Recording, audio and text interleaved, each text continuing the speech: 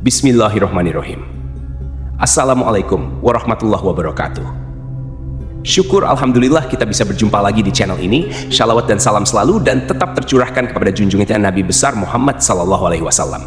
Allahumma sholli ala sayyidina Muhammad wa ala ali sayyidina Muhammad. Harapan dan doa saya, semoga saudaraku semuanya selalu diberikan kesehatan, dilapangkan rezekinya, diampuni dosa-dosanya, dan dipanjangkan umurnya. Amin ya robbal alamin. Sahabat beriman yang dirahmati Allah, selama ini kita mungkin berpendapat orang yang meninggal tidak akan merasakan sakit ketika jasadnya dimandikan. Padahal saat dimandikan tersebut, mayat tersebut menjerit. Diceritakan oleh Aisyah, ketika itu ia tengah menunggu suaminya, Rasulullah Shallallahu Alaihi Wasallam, kembali ke rumahnya. Ia mengucapkan salam dan kemudian berdiri untuk menyambut sang Nabi kecintaan Allah tersebut. Duduklah di tempatnya, tidak usah berdiri wahai Ummul Mukminin. Begitu ucap Rasulullah Shallallahu Alaihi Wasallam. Rasulullah Shallallahu Alaihi Wasallam kemudian turut duduk bersama Aisyah dan kemudian meletakkan kepalanya di pangkuan istrinya tersebut. Aisyah lantas mencari uban pada jenggot Rasulullah dan menemukan 19 helai rambut yang sudah memutih. Aisyah kemudian berpikir dalam hatinya, sesungguhnya baginda akan meninggalkan dunia ini sebelum aku, sehingga aku akan menjadi umat yang ditinggalkan oleh nabinya.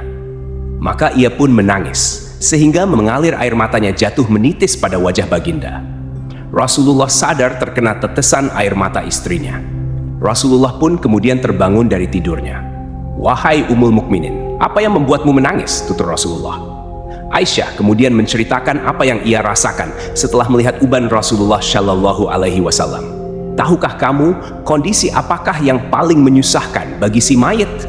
Kata Rasulullah Shallallahu Alaihi Wasallam. Tidak ada kondisi yang paling menyusahkan atas diri mayit selain saat keluar dari rumahnya.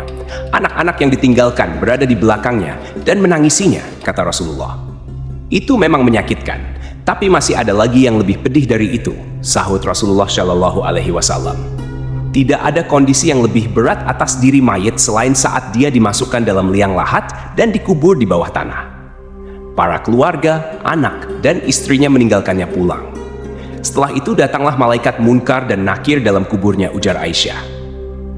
Baginda kemudian tersenyum simpul mendengar jawaban istrinya ini. Beliau lantas menjelaskan bahwa sesungguhnya saat yang paling berat bagi mayit adalah ketika datangnya tukang memandikan mayit. Pemandi jenazah biasanya akan melepaskan cincin yang dipakai si mayit, melepaskan pakaiannya, kemudian memandikannya. Saat itu roh akan menjerit keras dan suaranya dapat didengar oleh seluruh makhluk kecuali jin dan manusia.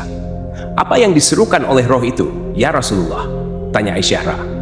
Hai tukang memandikan, demi Allah, aku memohon kepadamu agar engkau mencopot pakaianku dengan pelan-pelan karena sesungguhnya saat ini aku sedang istirahat dari sakitnya pencabutan nyawa dari malaikat maut. Begitu ungkap Rasulullah Shallallahu Alaihi Wasallam. Aisyah kemudian semakin penasaran. Lalu apa yang diserukan lagi oleh roh? Tukang memandikan, demi Allah, jangan engkau tuangkan air panas. Jangan engkau pun akan air panas dan jangan pula air dingin. Sesungguhnya jasadku telah terbakar karena dicabutnya nyawaku, jawab Rasulullah. Lalu ketika dimandikan, apa yang diserukan oleh roh itu? Tanya Aisyah lagi. Dan ketika dimandikan, roh itu berkata, demi Allah, hai tukang memandikan, janganlah engkau pegang diriku terlalu kuat, sesungguhnya jasadku masih terluka karena keluarnya nyawa. Tutur Rasulullah Shallallahu Alaihi Wasallam. Sahabat beriman yang dirahmati Allah, itulah sakit yang dirasakan oleh mayit. Tentu kita sudah tahu bahwa saat pencabutan nyawa itu rasanya begitu menyakitkan, dan bahkan Rasulullah Shallallahu Alaihi Wasallam pun merasakan hal yang sama dan bekasnya masih terasa hingga saat dimandikan. Jadi bagi Anda yang suka memandikan jenazah, dengarlah jeritan roh. Wallahu a'lam bishawab. Demikian yang bisa saya bagikan, semoga bermanfaat untuk kita semua. Amin ya robbal alamin. Assalamualaikum warahmatullahi wabarakatuh.